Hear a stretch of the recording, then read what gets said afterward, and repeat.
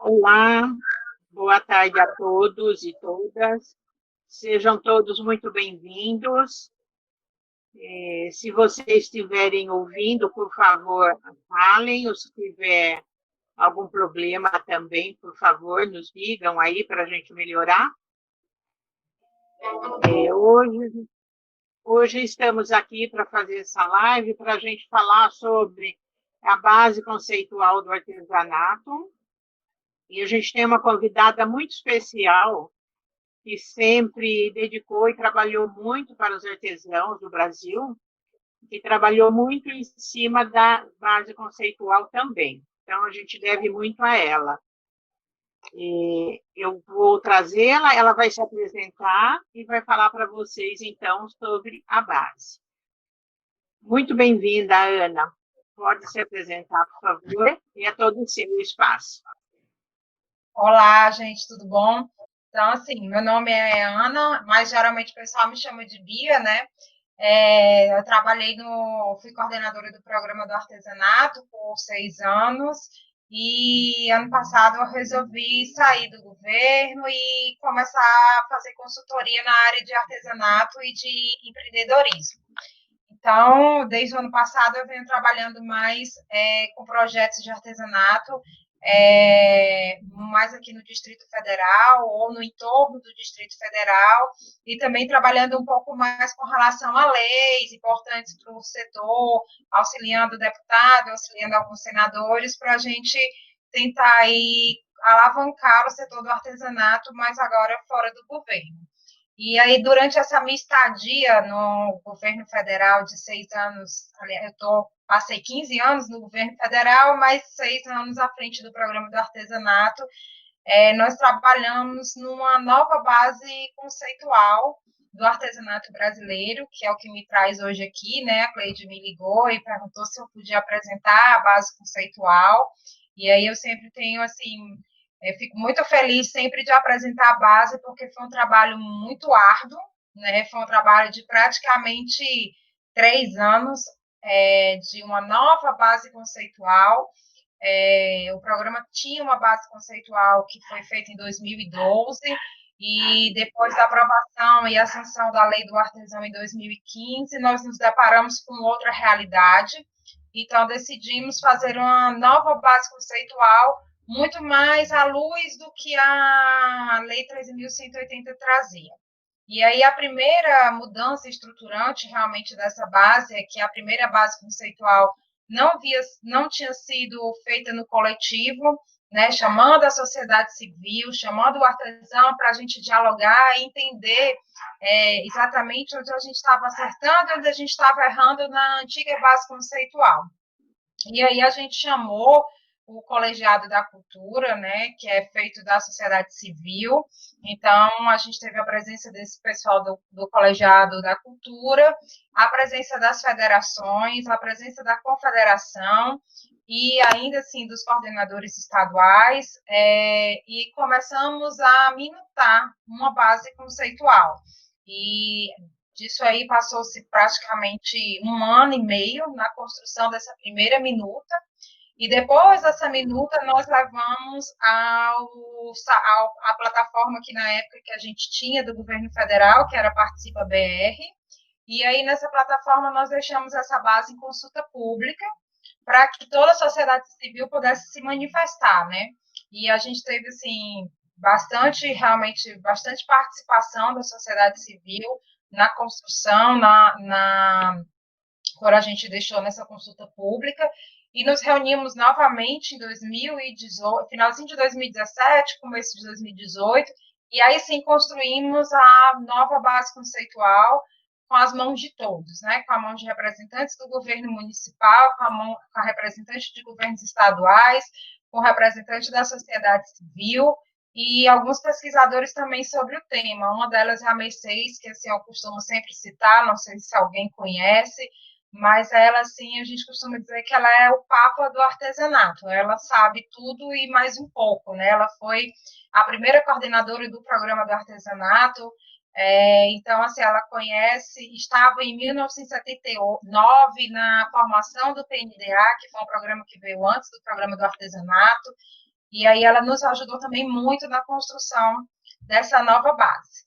E aí a primeira grande mudança, né, estruturante na base conceitual, eu não sei se todo mundo aqui já tinha, se sabia da base conceitual antiga, se tinha conhecimento, mas a primeira estruturação que nós fizemos foi retirar da base conceitual uma figura chamada trabalhador manual, né, que eu tenho certeza que em São Paulo é um tema sempre de bastante debate, como no Brasil inteiro, que é a diferença entre artesão e trabalhador manual.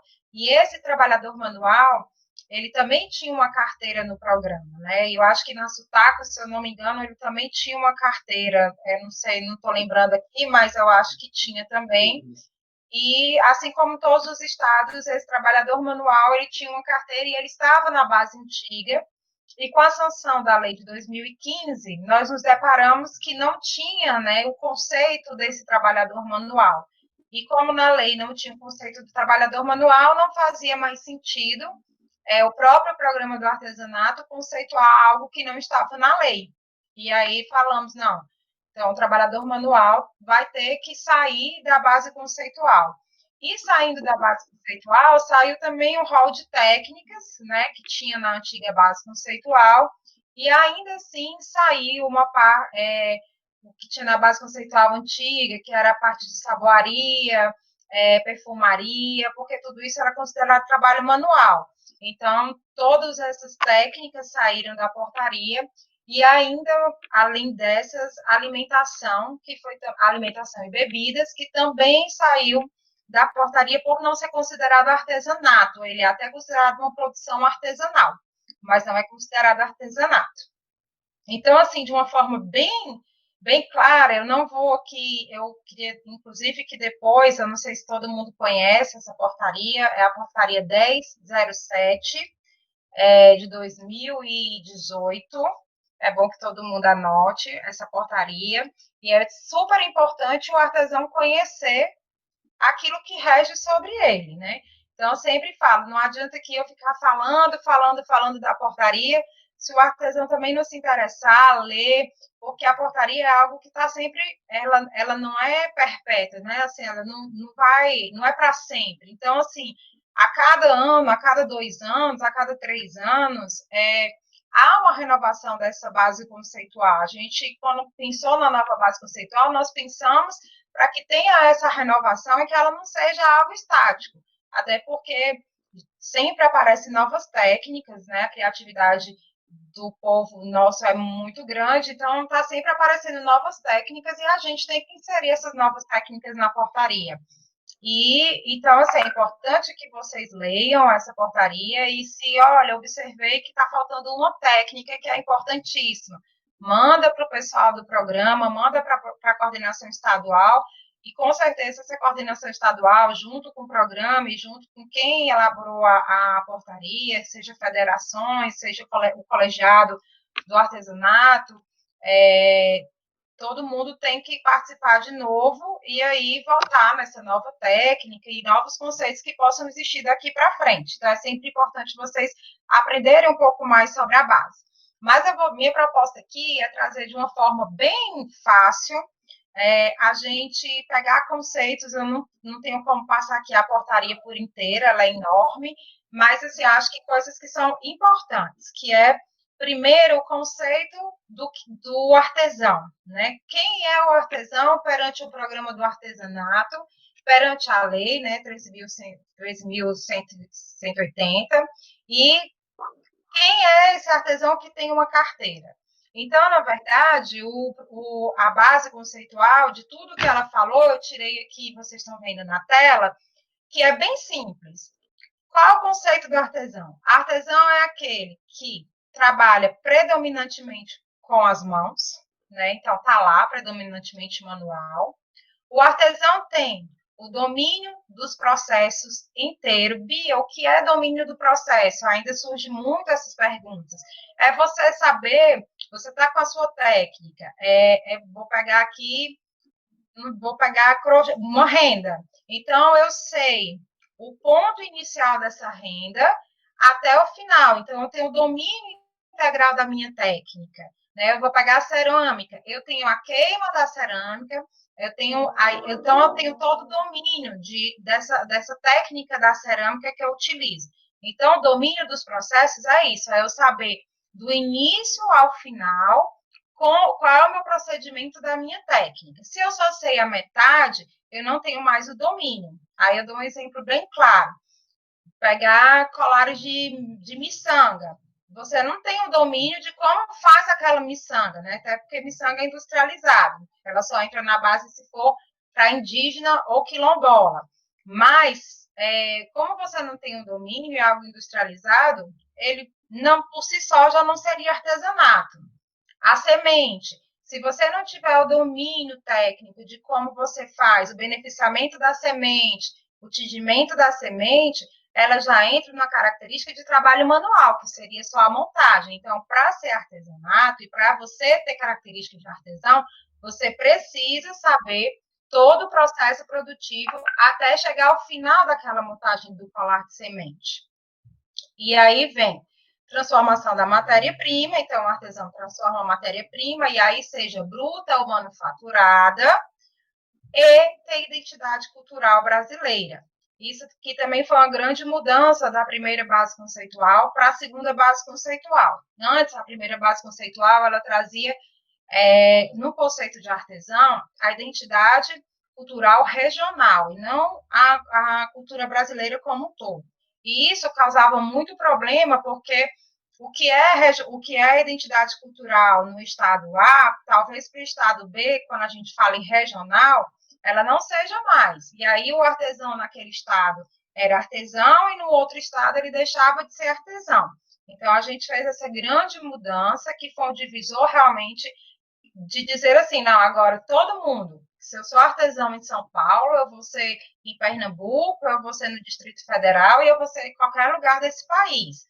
Não vale mais falar assim, não, porque aqui não é considerado, não é cultura de São Paulo, por exemplo, embora São Paulo tenha de todas as culturas, né? Mas isso foi super importante, foi uma mudança muito grande na base conceitual do entendimento que todo mundo que agora é considerado artesão é considerado no Brasil inteiro sem diferenças, não tem mais diferença entre estado ou outro. Então, basicamente, o conceito de artesão é predominantemente manual, com domínio do processo, transformação de matéria-prima e identidade cultural. Bia, eu posso ter ou dois bolinhas dessa aqui que está na minha apresentação e não ter o resto? Não. Isso aqui é um conceito fechado. Para ser artesão, eu preciso seguir todo esse caminho. Se eu não seguir o caminho, eu não consigo entrar no conceito de artesão. E aí, para deixar um pouco claro as diferenças entre trabalhador manual e artesão, não tem na portaria, mas eu trago aqui, que é o trabalhador manual, necessariamente, ele não precisa trabalhar com as mãos. Ele pode trabalhar com uma máquina, ele pode ter um instrumento a laser. Aí, assim, ele não precisa mais ter aquela predominância manual. Então, essa é uma diferença bem grande, porque eu posso pegar, por exemplo, uma máquina 3D e fazer uma decopagem, por exemplo, né? Então, assim, então ele não é predominantemente manual. E aí ele já sai do conceito de artesão. O outro conceito que eu tenho aqui para diferenciar o artesão do trabalhador manual é que o trabalhador manual, ele não tem o domínio integral da técnica dele, que é o que eu falei aqui. Ele sabe parte do processo, mas ele não sabe todo o processo. E aí o difere também de quem é artesão e quem é trabalhador manual. E, por fim, não necessariamente o trabalho manual precisa ter uma identidade cultural. Aí sempre me perguntam, Bia, mas tem trabalho manual que tem identidade cultural? É verdade, tem trabalho manual que tem identidade cultural. Mas talvez ele não preencha o outro requisito, que é feito predominantemente com as mãos, ou talvez ele não preencha o outro requisito, que é ter domínio integral da técnica. Então, quando eu vou olhar o trabalho manual, eu não posso, é igual ao conceito de artesão, eu não posso pegar pela metade. Eu tenho que olhar o conceito todo, eu tenho que olhar aquela peça toda, e aí sim eu vou dizer, não, essa peça que é ou não é? Essa pessoa é um artesão ou essa pessoa é um trabalhador manual? Muitas vezes a linha é muito tênue e aí fica difícil. Mas por que a gente fala muito em conhecer a produção desse artista? Porque a produção desse artista vai nos mostrar se ele alcança todos os quadradinhos que estão aqui para ser artesão ou se ele alcança os quadradinhos para ser um trabalhador manual. Então, eu acho que, vendo por aqui, a diferença ela é gritante entre trabalhador e manual. E eu sempre deixo assim muito claro: os dois são peças importantíssimas, tanto no cenário econômico. Aí eu falo um pouco mais do artesão no cenário da cultura, né? Porque aí ele está mais ligado realmente ao cenário cultural. O trabalhador manual não necessariamente, mas todos os dois trabalhos têm o seu valor, eles só são coisas diferentes. Artesão é artesão, trabalhador manual é trabalhador manual. Passado esse primeiro conceito e as diferenças entre artesão e trabalhador manual, a portaria trouxe o que seria o conceito do artesanato em si, né? Então, assim, quando eu olho uma peça, quais são os conceitos que eu tenho que ter dessa peça para que essa peça ela seja considerada artesanato. E aí eu tenho um conceito bem claro. Aqui em cima está o do artesão. Então, toda peça artesanal ela tem que ter transformação, ela tem que ter uma técnica artesanal, ela tem que ter identidade cultural, ela tem que ter criatividade, habilidade e qualidade. Bia, esses três últimos aqui, ó, criatividade, habilidade e qualidade, é muito do olhar de quem está vendo aquela peça, daquele curador que está fazendo o teste com o artesão. É verdade, dentro do contexto, ele é mais difícil da gente, vamos dizer assim, botar critérios com relação à criatividade, habilidade e qualidade, porque toda peça tem criatividade, a não ser que seja uma peça muito copiada que você identifica que foi uma cópia, porque aí a gente volta lá para o trabalhador manual. Mas, via de regra, a criatividade, ela sempre é gigantesca, né? Tanto no mundo do artesanato como no mundo do trabalhador manual. Então, eu sempre fico bem, o meu foco sempre será transformação, técnica artesanal e a identidade cultural. Aliado a esses três focos, aí eu consigo ter o olhar da criatividade, da habilidade do artesão e da qualidade daquela peça. Mas os meus três primeiros focos, e o mais importante para eu olhar aquela peça, é a transformação, a técnica e a identidade cultural, que é exatamente o conceito do artesão, né? Que é predominantemente natural, manual, ele transforma aquela peça, ele tem o domínio da peça dele, da técnica dele e tem identidade cultural. Então, juntando tudo isso, eu tenho o conceito do artesão e o conceito do que seria artesanato. Na portaria, gente, ele detalha um pouco mais. Aqui é uma ilustração do que a gente tem na portaria, mas tudo que está escrito na portaria está aqui. Se você for ver, o conceito do que é artesanato está aqui, nessas bolinhas que eu tenho aqui, estão todos os conceitos que estão na portaria. Depois, a portaria vem e ela fala o seguinte: o que não é artesanato. Aí vem, que aí a gente já olha um pouco para o trabalho manual. Habilidades aprendidas através de revistas, livros, programas de TV e sem identidade cultural.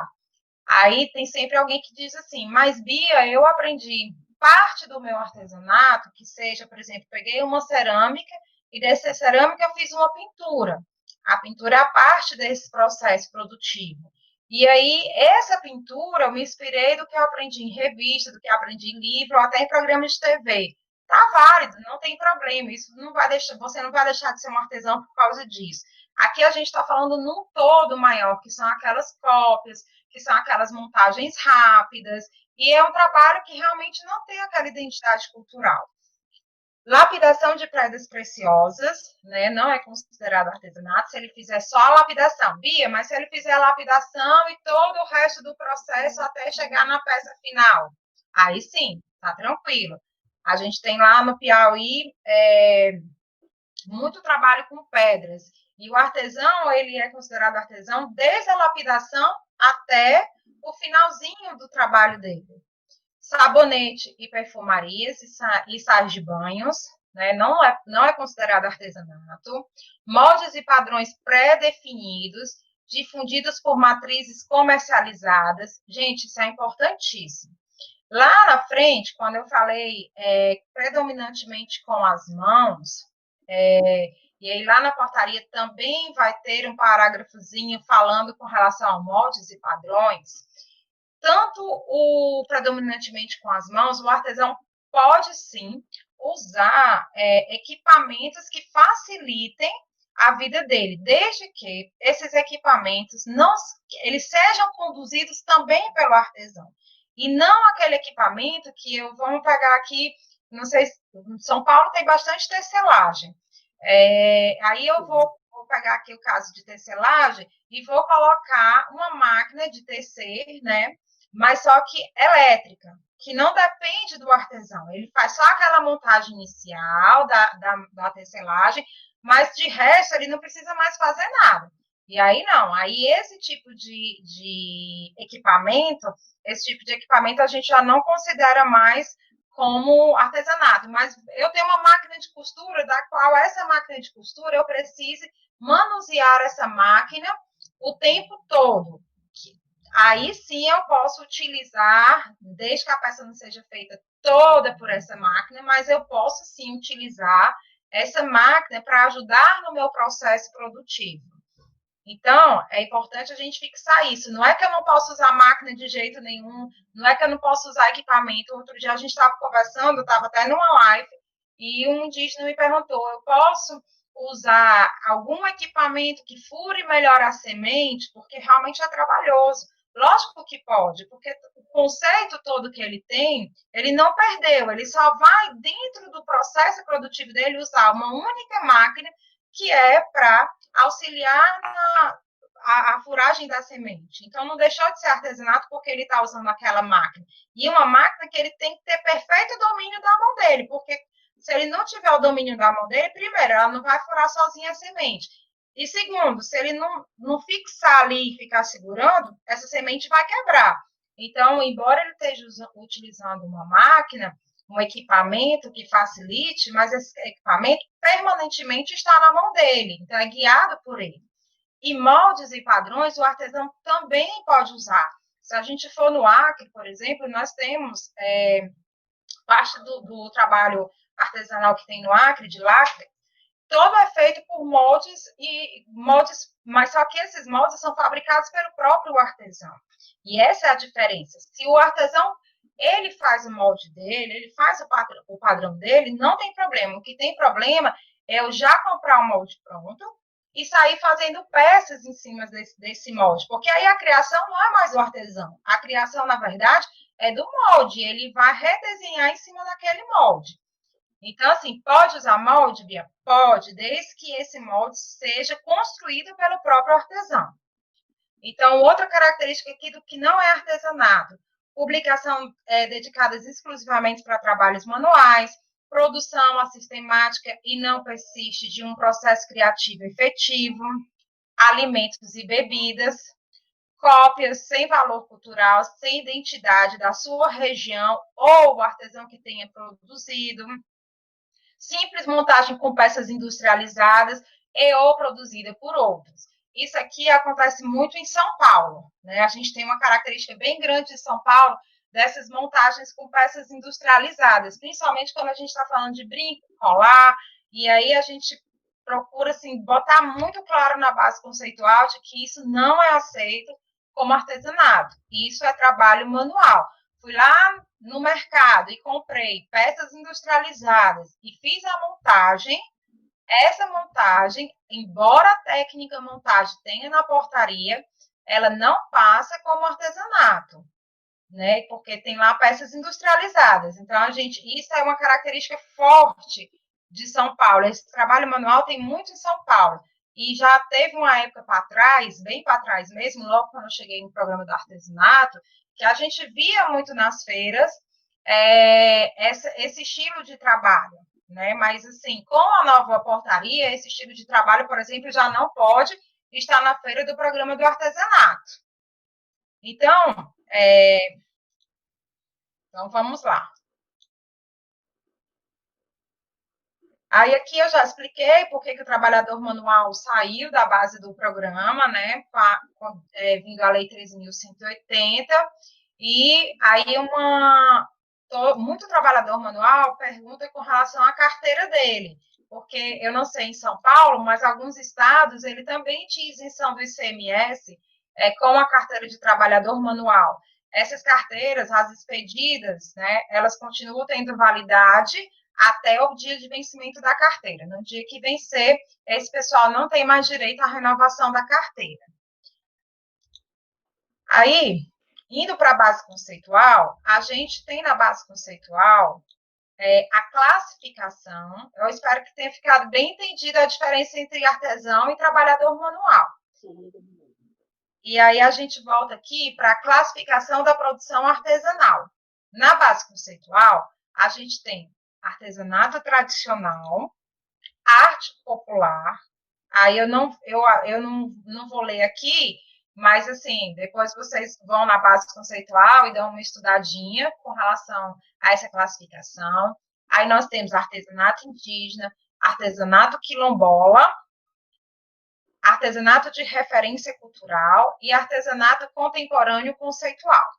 Que aqui o pessoal de São Paulo, na época que a gente estava construindo a nova base conceitual, conversou muito comigo com relação a esse artesanato contemporâneo conceitual, porque é uma característica de São Paulo mesmo, município de São Paulo. Nem é uma característica tão grande nos municípios, mas no município de São Paulo mesmo, a grande capital, é uma característica muito grande. Inclusive, esse conceito do artesanato contemporâneo conceitual foi criado muito com a participação na base conceitual com o pessoal de São Paulo, do Colegiado da Cultura. Não lembro se a Cleide participou, mas tinha a Marinha, ela era bem atuante, e a gente conversou muito com relação a esse artesanato contemporâneo. E muito do que foi escrito aqui foi para atender a produção de São Paulo, porque a gente ainda ficou muito na dúvida de como colocaria o que seria esse artesanato contemporâneo, que ao mesmo tempo ele contemplasse o artesão contemporâneo, mas que não contemplasse aquela linha pequenininha entre a diferença de artesão e trabalho manual. Então, esse é um conceito que a gente sempre presta muito atenção, porque ele é fácil levado para o trabalhador, para o trabalho manual. Então, a gente tentou aqui colocar o máximo de cuidado nele, dizendo o seguinte: eu vou falar um pouco sobre ele, porque é uma característica muito grande de São Paulo. Então, artesanato contemporâneo conceitual é uma produção artesanal, predominantemente urbana, resultante da inovação de materiais e processos e da incorporação de elementos criativos em diferentes formas de expressão, resgatando, isso aqui é que é importante, resgatando técnicas tradicionais, utilizando geralmente matéria-prima manufaturada, reciclada e reaproveitada. Então, é muito característico mesmo de São Paulo, com a identidade cultural. Então, esse conceito aqui, por hora, às vezes, quando a gente olha, ele pode sim encaixar algum trabalho manual, mas aí a gente volta no conceito lá do quem é artesão, quem está nessa portaria, e aí a gente une o conceito do artesão, o conceito do artesanato, para classificá-lo como um artesanato contemporâneo conceitual. Então, essa é a classificação que existe na portaria. São essas, quando você emite sua carteira, não sei se todo mundo aqui tem carteira de artesão, mas quando você emite a carteira do PAB, tem lá a classificação do seu artesanato. E é sempre importante a gente dar uma olhadinha, que possa ser que, por engano, possa vir alguma coisa errada. Aí, Cleide, eu queria dar uma paradinha, porque aqui são os conceitos de artesão e artesanato e a classificação do que é artesanato. e para depois a gente ir para a parte mais da carteira nacional do artesão, carteira do mestre, quem faz e quem não faz a prova de habilidade, e o que mudou nessa carteira. Né? Aí, assim, aí eu queria parar aqui para ver se alguém tem alguma pergunta sobre os conceitos principais da base. É perfeito. Vamos ver se tem alguma pergunta. E quando teve todo o trabalho em cima da base, eu participei, sim, de todo o processo, que foi bem grande, inclusive, esse processo, né? Vamos ver se tem. Ter o domínio, tem a Romaia aqui, que tem uma pergunta. Ter o domínio, mas não produzir o material, é artesanato? É o seguinte, depende muito, mas pode ser sim artesanato, porque quando a gente está falando, por exemplo, vamos dizer assim, eu não faço a cerâmica, certo? Mas na base conceitual, ela tem uma técnica que é de pintura. E aí eu vou até tirar a cerâmica e colocar mais as peçancas. As peçancas, ela é considerada um artesanato tradicional, né, no Paraná. Na verdade, nem o material e nem a matéria-prima é o artesão produz isso, né? Ele não faz a produção, por exemplo, do ovo, mas ele pinta, né? Então ele tem o domínio integral da técnica de pintura, mas o material que ele usa não é produzido por ele. Então depende muito desse tipo de material que a gente está falando. Vou dar outro exemplo, que está lá no conceito de classificação contemporânea. Reciclado. Na verdade, esse material reciclado, o material em si, né, ele não é feito pelo artesão. Ele é um material reciclado. Mas ele entra, sim, como artesanato, desde que, aí está bem claro lá na portaria, né? Ele tem que ter uma técnica, ele é uma técnica complementar e tem que ter uma técnica tradicional que faça a elementação dessa peça. Então, aqui, por exemplo, a gente tem a cia do lacre. A cia do lacre, ela trabalha com aquelas tampinhas das garrafas. Só que em cima da tampa, ela faz um trabalho de crochê. Então, assim, ela tem o domínio integral da técnica de crochê, mas ela não tem o domínio integral da técnica das garrafinhas, né? Das pontas das garrafinhas. Ela já pega tudo pronto. E aí ela faz uma montagem junto com o trabalho de crochê.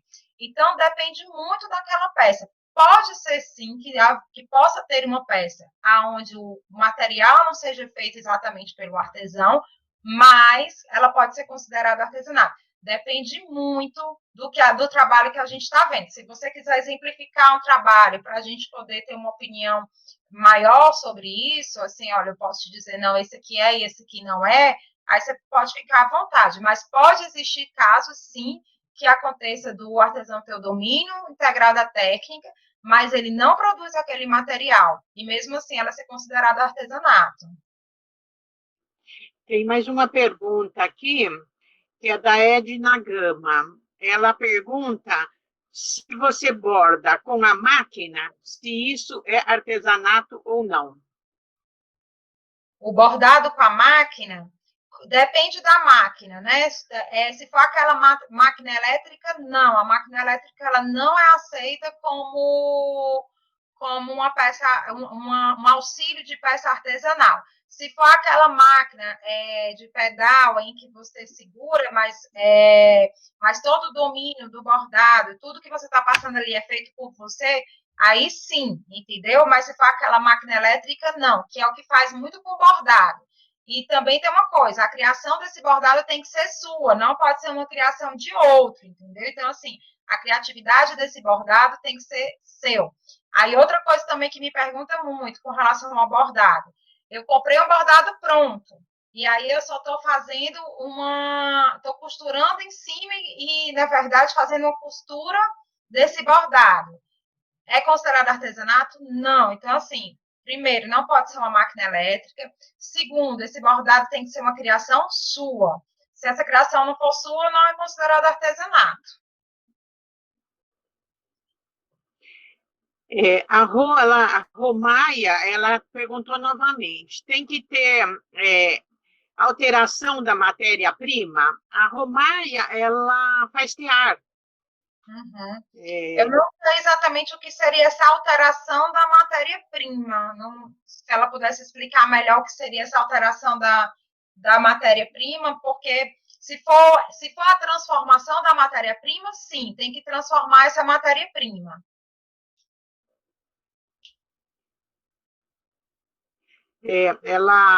A Rô, ela faz uns trabalhos belíssimos de tear. Então, ela transforma a linha, né, a lã, o material que ela usa, né?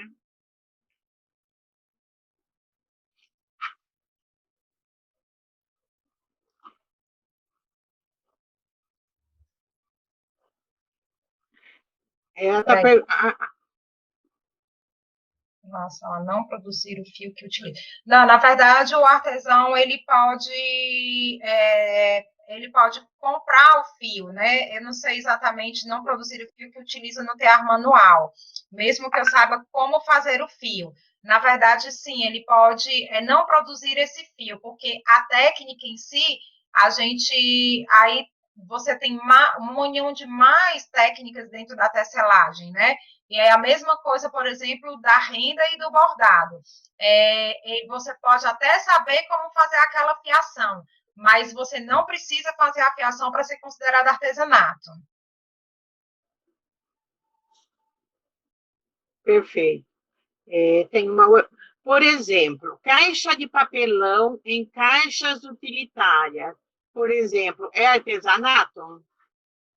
É artesanato desde que essa caixa de papelão tenha características, ela venha depois com uma característica cultural. Se eu simplesmente pegar a caixa e fazer só uma caixa e acabou, ela não é considerada artesanato, tá? Porque lá na portaria tem, inclusive, sobre o papel artesanal, sobre essas caixas, mas ela precisa realmente vir com a característica mais cultural. Então, o que seria isso? Eu vou fazer a caixa de papelão e vou fazer uma outra técnica em cima. Eu vou, não sei, bordar em cima dessa caixa, se for o caso, eu vou pintar em cima dessa caixa de papelão. Se for a caixa crua e nua, não é considerado artesanato.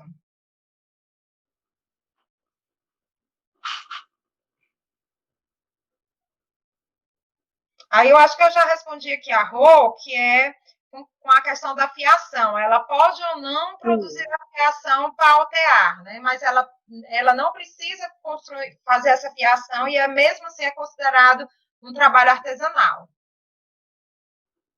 Sim. Tem uma pergunta de uma ceramista. A peça de cerâmica pronta, se ela somente vitrificar, é artesanato?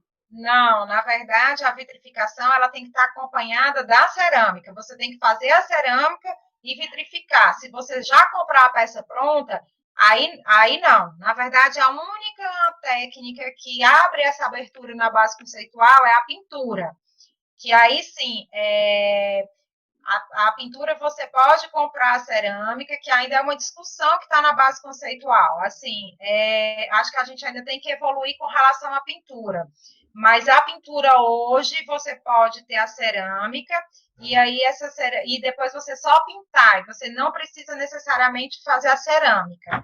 Mas a vitrificação não. Você tem que fazer a cerâmica e a vitrificação. Ô, Ana, tem uma pergunta aqui. Tem uma artesã, ela pinta em seda, ela cria os desenhos e faz as pinturas em seda. Só que ela não faz as costuras. Se for, por exemplo, se for uma camiseta, uma blusa, ela não faz a costura, ela só pinta a seda. Ela cria os seus desenhos. Isso é considerado artesanato? Sim, porque na verdade a técnica dela é a pintura e não a costura, né? Então, assim, se ela tem o domínio integral da técnica dela e a técnica dela é a pintura, é igual eu vou trazer para a área do bordado, por exemplo. O pessoal do bordado, ele não faz a blusa. Muitas vezes você compra uma blusa pronta, a saia pronta, e ele borda em cima dessa saia e dessa blusa. É a mesma coisa a pintura. Ela pinta em cima desse tecido e alguém costura para ela. Mas o importante é que ela tenha o domínio da técnica que ela faz, que é a pintura. Perfeito. O MDF, se você pinta e faz uma decoração, ele é artesanato? Em tese, sim. Se ele, vamos pegar aqui, ele pegou o MDF, fez aquela caixa, e aí ele vai pintar em cima daquela caixa. Dependendo da pintura, é considerado artesanato. Lembrando que tem que ter traços culturais, para a gente considerar que aquela arte seja artesanato. Então, essa pintura, ela tem que ter traços culturais. Se ela não tiver traços culturais, vamos supor, peguei e desenhei um Mickey, pintei um Mickey, uma Minnie, qualquer outra coisa dessa. Aí você não vai ser considerado artesanato, seu produto. Mas esse produto de MDF, na base conceitual, é aceito na pintura, desde que essa pintura traga traços realmente culturais. E o artesão, ele tem que fazer caixa também. Tem que Ele fazer não a caixa. pode comprar simplesmente a caixa Não, pronta. no caso do MDF, não, no caso não. Tem que fazer a caixa e aí sim pintar em cima da caixa. Perfeito. Vamos ver se entra mais alguma coisa. A Ivonete Carraro falou que esses são os manualistas, né? Isso. Se vamos supor, eu peguei uma caixa e aí comprei essa caixa já pronta, né? A caixinha toda pronta. E aí, isso, é exatamente o que a Rolf está falando. Eu tenho que fazer a caixa. Não é para comprar a caixa pronta. Se eu comprei a caixa pronta, e tem que ter muito, muito cuidado, que tem gente que não pinta e faz só o trabalho de decopagem. Decopagem também não é aceito na base conceitual. Então, assim, tem muita questão de tipo assim, Bia, mas vamos supor, Bia, eu fiz a caixa, aí lembrando, né, só a caixa por si só, talvez ela não seja considerada artesanato, e aí eu venho e faço a decopagem em cima dessa caixa. Continuou não sendo artesanato, entendeu? Porque a decopagem não é uma técnica aceita na base conceitual.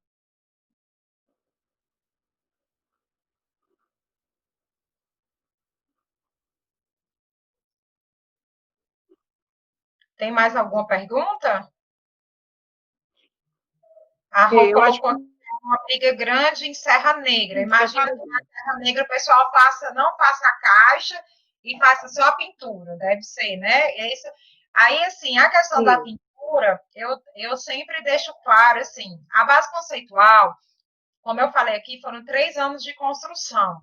E sempre há falhas na construção de algo que foi tão grande, entendeu? Assim, uma mudança extremamente importante para o artesão, mas uma mudança radical em conceitos, em tirar pessoas do programa.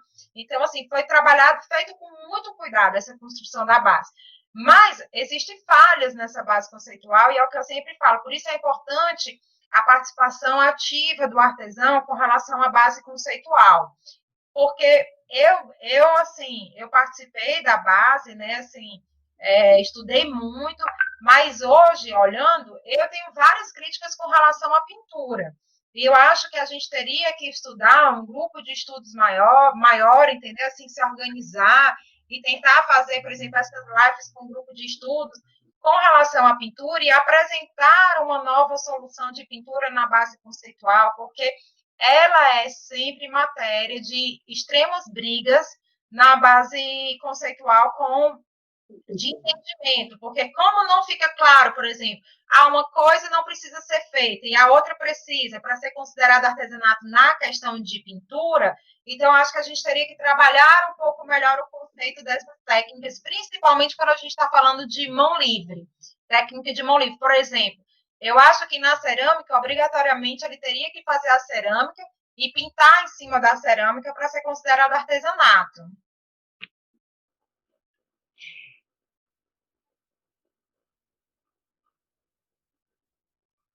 Aqui a Ivana está perguntando que para fazer a caixa tem que ter autorização do IBAMA para mexer com a madeira, só se essa madeira for de lei, né?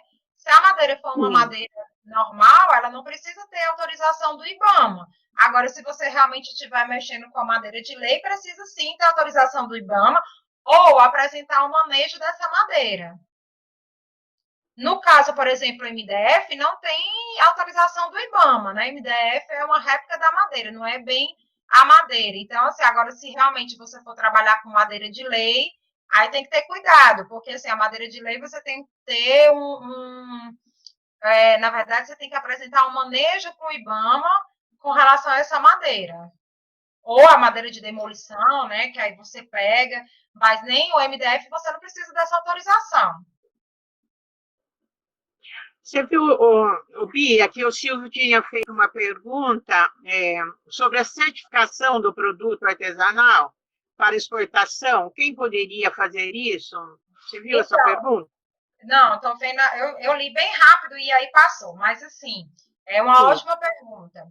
O programa do artesanato, ele tem, na verdade, uma das suas ações é a certificação da qualidade do produto artesanal.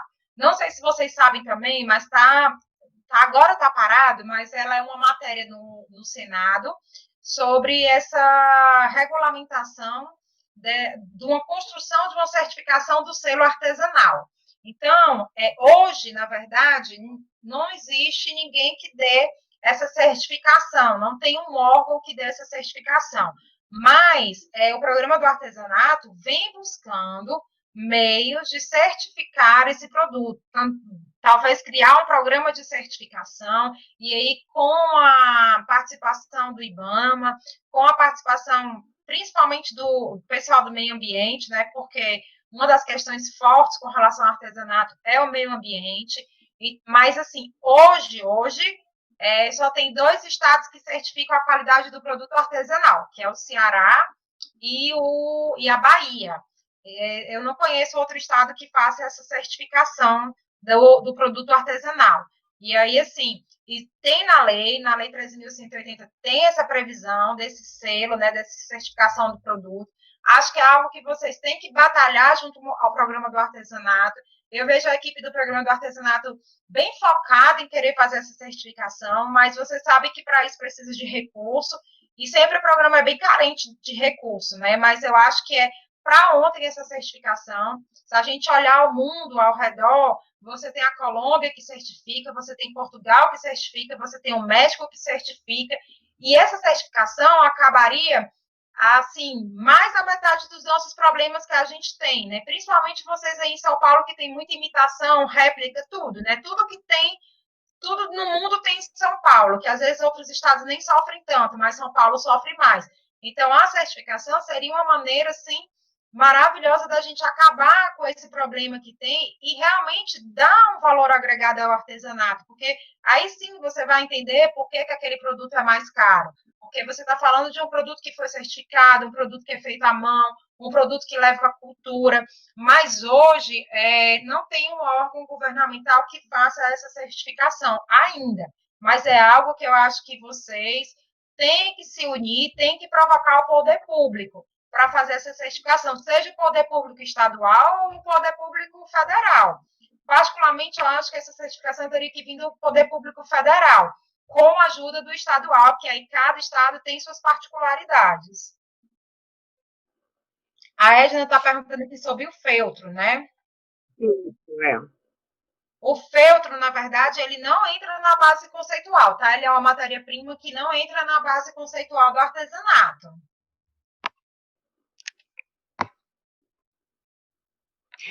O Silvio, você viu que o Silvio perguntou? Se você tem, pode passar para a gente depois como foi esses mecanismos que foram usados nesses estados? Na verdade, eu vou passar o contato das 2 coordenações estaduais, que aí talvez elas possam explicar melhor.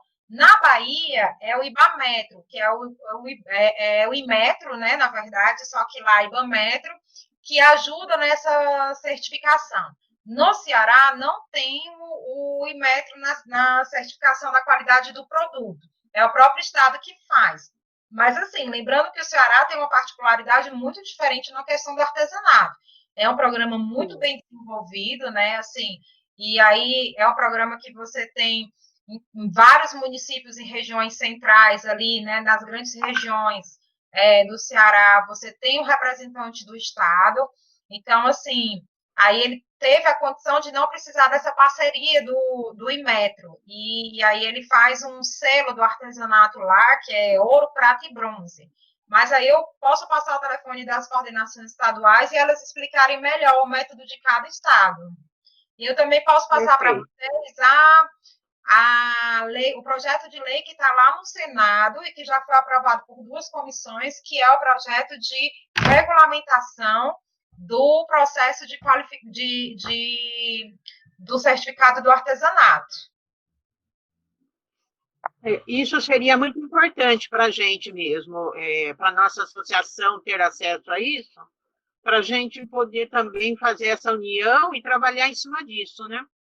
Com certeza. Eu acho que tem mais uma pergunta, depois eu acho que a gente pode passar para a carteira dos mestres, por causa do seu horário, né, Bia? Tem uma pergunta aqui da Roseli, né? Que é fazer móveis e penduricais com pecinhas de cerâmica. Roseli, é o seguinte, se você fez a cerâmica, a criatividade é sua, entendeu? Para fazer o que você quiser desse trabalho de cerâmica. Agora, se você não fez a cerâmica, a gente volta. Se você não fez a cerâmica, já morre por aí, não é artesanato. Agora, se você fez a cerâmica e aí você criou esses móveis em cima da cerâmica, não faz problema. Mas desde que você tenha feito a cerâmica. Lembrando que a cerâmica ela é uma técnica tradicionalíssima. Então, por si só, ela já é considerada artesanato.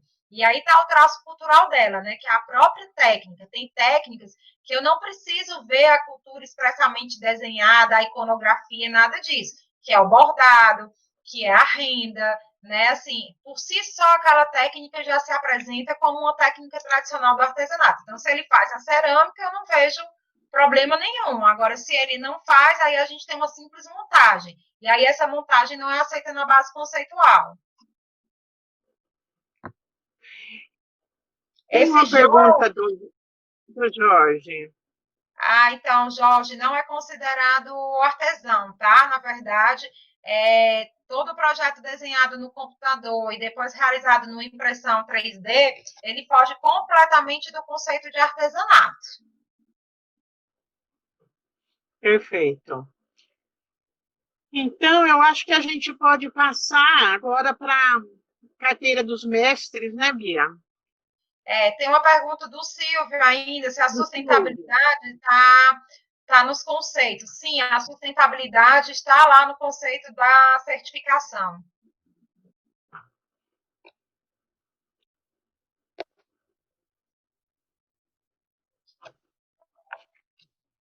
Então. Tem mais perguntas? Não, eu acho que fechamos mesmo, né? Então, ótimo. Então, eu vou agora partir para a segunda etapa, que é a questão da carteira nacional. Lógico que, assim, eu sei que São Paulo tem uma particularidade que São Paulo emite a carteira estadual. Então, assim, eu não vou entrar em conceitos de carteira estadual, porque eu nem conheço exatamente como é feita essa carteira e que modelo é feita essa carteira e quais são os pré-requisitos para a carteira. Então, eu vou aqui concentrar bastante na carteira do artesão, que é emitida pelo programa do artesanato. Acho também que o artesão tem que lutar em São Paulo para ter essa carteira do artesão. Eu não sei como está hoje, mas por uma época, muito artesão conversava comigo que só tinha a carteira da Sutaco. E aí, lembrando que para programas federais, né, por exemplo, a gente está na iminência da aprovação da Lei Emergencial da Cultura. Com muita luta, eu ajudei aqui a Confederação, e aí eu coloco aqui meus aplausos à Confederação, que vem lutando incansavelmente na presença da Graça, né, que é a presidente, e vem lutando muito para que o artesão seja inserido nessas leis do auxílio, e na lei da cultura, por exemplo, nós conseguimos encaixar o sistema, o SICAB, né? Então, se aprovado realmente a lei emergencial da cultura, o artesão vai conseguir ser beneficiado nesta lei, coisa que ele não seria, e aí a gente conseguiu inserir o artesão, e aí, para ter validade, esse cadastro precisa ser o cadastro do SICAB. Quando a gente fala em previdência do artesão, que é uma luta também, essa previdência você tem que saber que vocês vão precisar da carteira do SICAB. A carteira estadual não tem validade nesse caso. Assim como a carteira estadual não terá validade perante a lei emergencial da cultura. Então, a gente sempre fala da importância. Eu sei que é importante ter uma carteira estadual para vocês, mas é de suma importância ter uma carteira nacional, porque qualquer direito nacional somente será dado com essa carteira nacional. Não adianta ter só a carteira estadual e querer esses direitos, porque você não vai ter. Então, assim, é importante que o artesão tenha essa carteira nacional. E aí eu vou falar um pouquinho sobre ela. Deixa eu botar a apresentação aqui. Pronto. Então, vamos lá. A carteira nacional, ela já existia na antiga base conceitual, mas com essa mudança, né, e aí vem a mudança do conceito nosso de artesão, a retirada do trabalhador manual, essa carteira ela começou a ter validade em todo o território nacional. Bia, ela já tinha, mas ela tinha da forma que eu estava falando antes. Como a gente considerava uma cultura regional, você era artesão em São Paulo e quando você ia para Alagoas, por exemplo, se você não tivesse uma técnica tradicional de Alagoas na sua carteira, você é considerado trabalhador manual e você não era mais considerado artesão. Então, com a nova base conceitual, isso acabou. Se eu sou artesão em São Paulo, eu sou artesão em Alagoas, eu sou artesão em qualquer lugar desse país. Então, esse foi um grande ganho para a base conceitual. A segunda é que nós tínhamos uma carteira com a validade de 4 anos, e a carteira passou para a validade de 6 anos. O que a gente queria, na verdade, era um QR Code na carteira, igual vocês têm em São Paulo, né? Que vocês têm um QR Codezinho, e a gente queria, na verdade, uma atualização de 1 em 1 ano. Só a atualização sem precisar dessa emissão da carteira, porque emitir a carteira é muito caro para os estados. Mas não foi possível, então a gente só fez a carteira validada por 6 anos, para não ficar tão caro para o Estado de 4 em 4 anos ter que renovar e imprimir essa carteira. Uma das mudanças fortes também na base conceitual foi que a renovação dessa carteira pode ser por um simples requerimento do artesão, inclusive agora, no programa do artesanato, não sei se todos sabem, mas já está fazendo cadastro online, e eu não sei, mas se não tiver agora, para o futuro, com certeza, porque foi algo já pensado desde essa portaria, que as carteiras, o próprio artesão entraria lá no SICAB, pelo portal do artesanato, e ele pediria a renovação dessa carteira, sem a necessidade de refazer aquele teste. Isso é importante, porque a base antiga, de 4 em 4 anos, o artesão tinha que repetir o teste. E aí a gente pensou, ora, ele não deixou de ser artesão de 4 em 4 anos, ele não deixou de saber aquela técnica. Então, por que de tanto em tanto tempo ele tem que ficar repetindo aquela técnica? Então, a gente facilitou o acesso. Depois que vence minha carteira, eu entro no site, e se não tiver ainda valendo o site, eu peço para a coordenação estadual, e ela renova essa carteira, né? Sem eu precisar fazer o teste. Só há um, porém, se você tiver que fazer o teste, é se você mudar a sua técnica. Vamos supor, na minha carteira está a tecelagem, mas eu deixei de fazer tecelagem e fui fazer bordado em vez de tecelagem. Aí sim eu vou precisar fazer um novo exame, um novo teste de habilidades, porque aí você está mudando sua técnica. E quando muda a técnica, automaticamente aí você tem que fazer um novo teste de habilidade. Outra inovação é que o mestre artesão, ele não precisa fazer o teste de habilidade. Então, assim, nem o mestre e nem o artista popular. Mas aí tem um pré-requisito, tanto para mestre como para artista popular, que eu vou já falar. Mas esses dois, sendo reconhecidos como mestre e artista popular, eles estão isentos de fazer esse teste de habilidade. Que isso também não tinha, porque na base antiga nem tinha uma carteira específica para o mestre. E aí, aqui também não tinha essa previsão na base conceitual antiga, né? Que, por exemplo, eu preciso fazer alteração na minha carteira. Aí, ou o artesão ou a família comunica em até 60 dias as suas alterações. Se for uma comprovação de endereço, aí você manda o endereço, mas você tem 60 dias para pedir uma alteração na sua carteira. Ou o cancelamento do registro dessa carteira, porque você pode pedir. Falando em cancelamento de registro de carteira, Existe, além desse pedido oficial do artesão, que é, olha, eu quero cancelar minha carteira de artesão porque eu não trabalho mais com artesanato, ou por outros fins. Você vai, faz um documento e pede para a coordenação. Isso também não existia antes. Aí tem duas coisinhas que aí eu acho importantíssimo, principalmente para o pessoal de São Paulo, que eu sei que todo mundo me retrata todas as dificuldades que vocês têm em São Paulo com relação ao artesanato, né, e com relação a quem não é artesão, conseguir se beneficiar de alguma coisa como sendo artesão. Então, assim, isso vale muito para o pessoal de São Paulo. Existe um dispositivo lá na portaria que diz assim: é possível e é passível o artesão perder a carteira quando ele infringir qualquer dispositivo que tenha na portaria. E aí eu vou ser bem clara com uma coisa bem rápida que acontece no Brasil inteiro, e eu tenho certeza que acontece muito em São Paulo. O artesão conseguiu tirar a carteira dele porque ele demonstrou fazer uma técnica. Vamos pegar aqui a técnica de cerâmica. Tecelagem, vamos pegar aqui a tecelagem. E aí, ele realmente fazia tecelagem manual.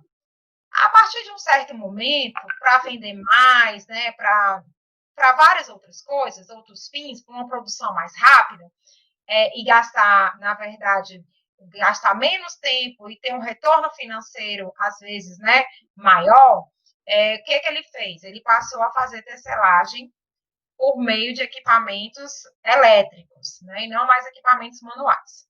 E aí vem, ele não é mais artesão, concorda? Se ele não trabalha, se ele não é mais um profissional que trabalha na manualidade, embora ele saiba fazer, mas ele não faz mais, e você tem meios de comprovar que aquele artesão não faz mais, você, pessoa física, cidadão, você pode, pessoa jurídica também, a associação também pode fazer uma denúncia à coordenação estadual, para que a coordenação estadual apure se esse artesão realmente não trabalha mais com aquela técnica, e aí ele está fazendo algo diferente, e por estar fazendo algo diferente, ele vai perder a carteira de artesão. Ou se não, se ele está fazendo as duas coisas, se ele ainda trabalha com tecelagem manual e tecelagem elétrica, entendeu? Então, aí a coordenação vai apurar. Mas isso não existia na portaria antiga. E na portaria nova já existe essa previsão. Então, você que sabe que o artesão, por exemplo, acontece muito aqui em Brasília, o pessoal de madeira. O artesão tem carteira de madeira, mas aí ele resolveu partir para outro rumo, que é o rumo de móveis planejados.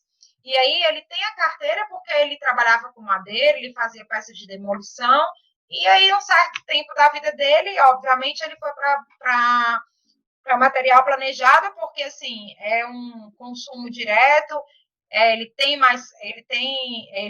tem gente toda hora para comprar esse projeto planejado, mas mesmo assim ele continua com a carteira de artesão. Mas, na verdade, ele não trabalha mais com artesanato, porque imóvel planejado não é artesanato.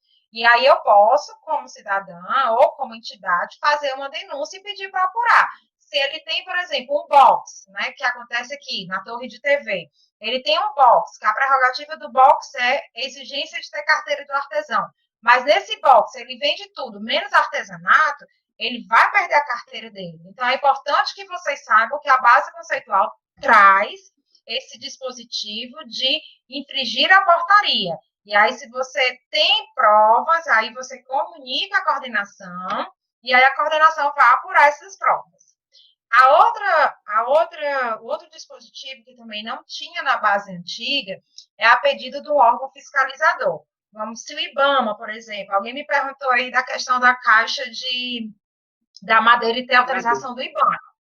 Se você está fazendo a caixa de MDF, você não vai precisar. Agora, sim, suponhamos que eu achei uma madeira de lei, né? Na verdade, eu não, com todo o manejo, com tudo certinho. E aí, o IBAMA passa e eu não tenho a comprovação desse manejo da madeira. O IBAMA, ele pode pedir ao programa do artesanato para que seja retida a carteira desse artesão. Aí pode ser definitivamente, pode ser temporariamente. Aí, na verdade, quem vai dizer para a gente é o IBAMA, não é o programa do artesanato que vai decidir. Mas é possível que, em metro, por exemplo, o Inmetro vai muito em cima de brinquedos infantis. E aí o Inmetro pode vir a pedir ao programa do artesanato para recolher a carteira daquele artesão que está trabalhando com brinquedos infantis e que não tem a certificação do Inmetro. Embora a gente saiba, eu pelo menos desconheço um brinquedo infantil artesanal que tem a certificação do Inmetro.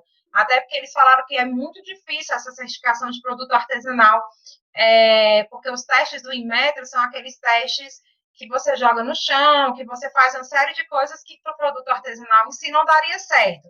Mas pode ser, né, que você tenha um fiscal que resolva pedir essa certificação do Inmetro. E se você não tiver, pode ser passível do Inmetro pedir o recolhimento, a retenção dessa carteira do artesão. Então, isso não tinha na antiga base, e na base conceitual a gente tem.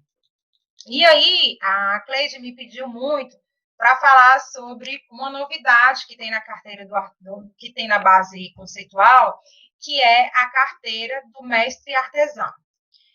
A carteira do mestre artesão, ela tem que, para você ser considerado mestre, você tem que obrigatoriamente cumprir 3 requisitos. Tem lá 3 requisitos na portaria e não é um ou outro, são os 3. Se você não tiver os 3, você não cumpre o requisito e aí você não consegue a emissão dessa carteira. Mas para quem é mestre é bem simples, não tem dificuldade. O primeiro requisito, você tem que comprovar que por depoimentos orais, depoimento da comunidade, do próprio estado de vocês, o próprio estado pode fazer esse reconhecimento, que é o seguinte, ele vai dizer que o seu saber artesanal, o seu saber fazer, ele é de importância e é de relevância para o seu estado. Então, assim, eu trabalho com tecelagem, e essa tecelagem é de extrema importância para o meu estado, ela é uma característica de um saber artesanal tradicional, e aí sim, você tem o primeiro requisito completo. Aí você vai buscar isso em depoimentos, em jornais, ou a própria coordenação estadual, ela pode fazer isso, esse requerimento.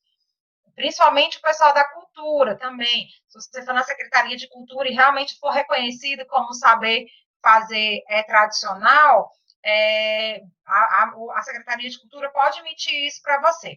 O segundo requisito é um requisito que você, obrigatoriamente, você tem que passar, né? Você tem que para transmitir esse saber, né? Não pode ficar só com você, o saber não é só seu, né? Então, você tem que transmitir esse saber.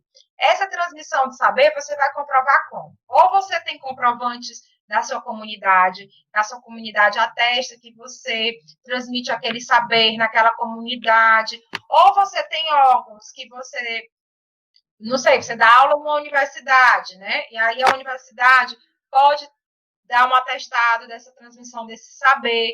Então, pode ser por jornais, por revista, que você já apareceu transmitindo essa técnica. Aí você tem diversas formas de mostrar como transmite essa técnica. O melhor seria pela comunidade. Ou se você dá aula em universidade, ou dá aula pelo Sebrae, entendeu? Com a sua técnica, os dois podem também emitir um atestado. E o terceiro é que você tenha comprovação de que você atua no Brasil com esta técnica, certo? Não é, Bia, é assim, eu tenho 3 anos de uma técnica, 4 anos de outra, 2 anos de outra. Não, você precisa ter 10 anos de atuação com a sua técnica, do qual você está requerendo que você é mestre.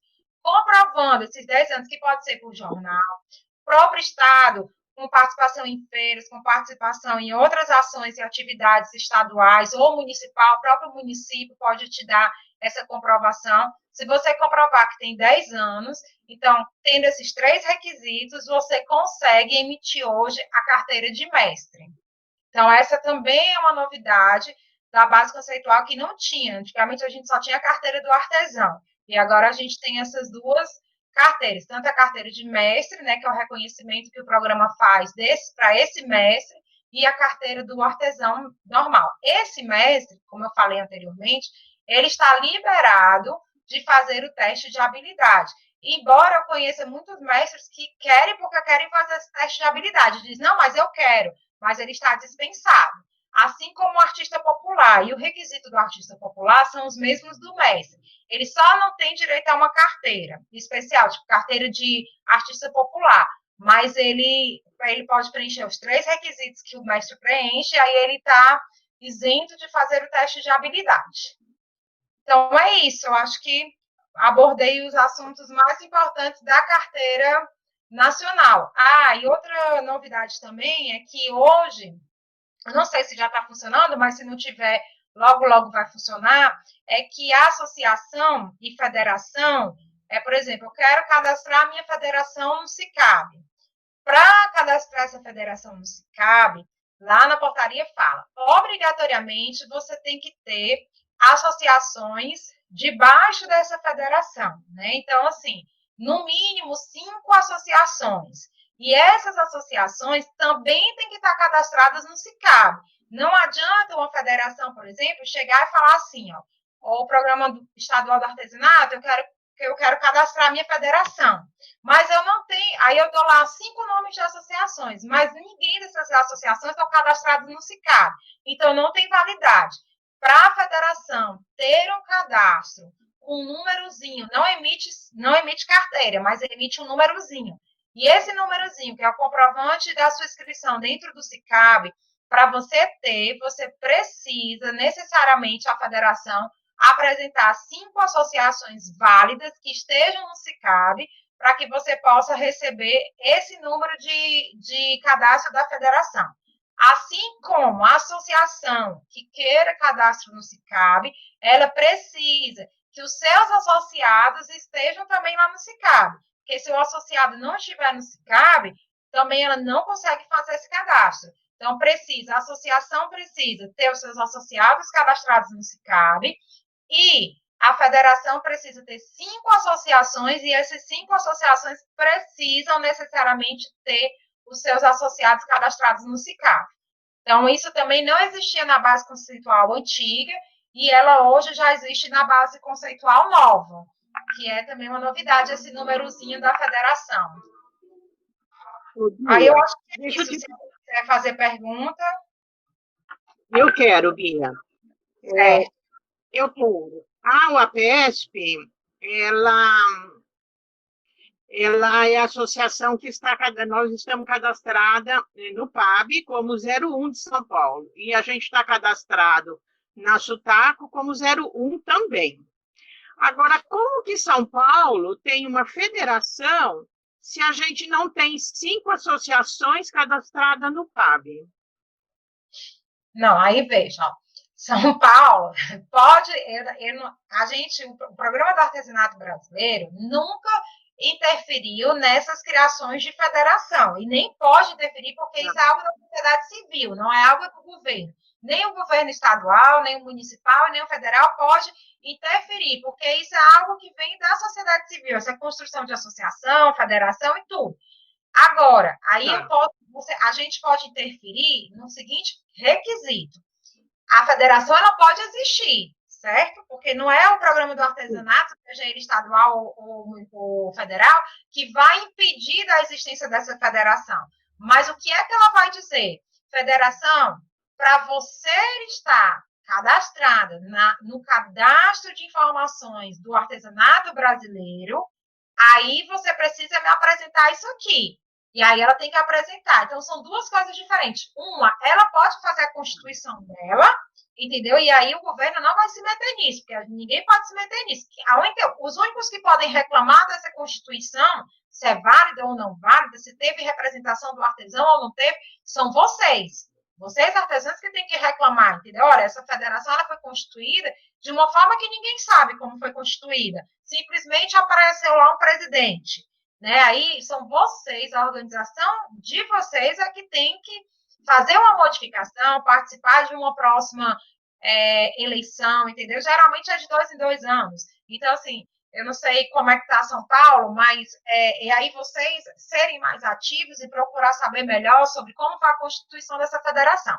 O que eu estou falando é que para a federação ter um cadastro válido no SICAB, aí sim ela precisa apresentar. Se ela não tem 5 associações, ela não vai ter o cadastro no SICAB, isso é um fato, entendeu? Agora, ela vai continuar tendo federação e com documento de federação.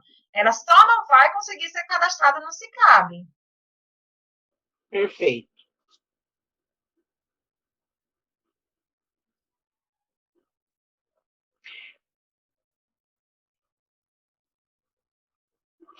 Eu estou sem som, Shirlene. Ó, o Jorge está falando aqui. Jorge, molde no computador, eu tinha entendido que era impressão 3D, mas assim, molde no computador não é válido no programa do artesanato, tá? Então, assim, independente, você não vai conseguir inserir uma técnica, eu não sei se, eu não sei exatamente que técnica é essa, eu não conheço, mas se essa técnica, necessariamente, o molde precisa ser feito no computador, não tem como inserir na base conceitual. É assim, a base conceitual, o inverso disso aí. Então, a técnica, na verdade, há um conselho, e esse conselho, ele se reúne, eu não sei se está funcionando no PAB esse conselho, mas, independente, tem coordenadores que se reúnem para analisar novas técnicas. Agora, de fato, um molde feito no computador não vai ser considerado artesanato. Perfeito. Perfeito, Bia. Eu acho que passou até do nosso horário, né? Eu agradeço muito você, sua boa vontade de você vir falar para a gente, porque melhor do que ninguém é você falar da base conceitual, que trabalhou tanto em cima disso também, e que eu te conheço há tantos anos já, né? Sempre trabalhando aí pelo artesão, dando apoio para a gente, ajudando. Fiquei muito feliz de você vir aqui dar essa explicação para a nossa associação. Quando eu precisar de alguma coisa, vou lá mandar uma mensagem para você, pedir socorro. Pode E mandar. muito, muito obrigada mesmo, viu, Bia? Tá bom, eu que agradeço a participação de todo mundo. Assim, meu e-mail tá aí, biaeller@gmail.com. Se quiser, muita gente, a Rô me tem no Facebook, algumas pessoas já me têm no Facebook, então, assim, se não me tem, se quiser mandar um e-mail, pode mandar, no que eu puder ajudar, né, assim.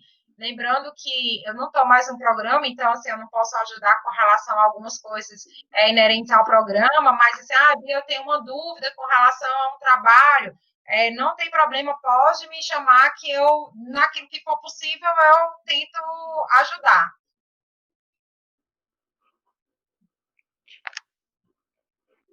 Muito obrigada, a gente agradece muito. Tá bom, então. Obrigada, Cleide. Boa tarde para todo mundo. Boa Beijo. tarde, viu? Tudo de bom. Beijo, Gente, tchau. vocês não tá fácil. Se cuidem. Tá, você também, tá? Tá bom. Obrigada. Tchau. Sucesso. Tchau. Tchau, tchau.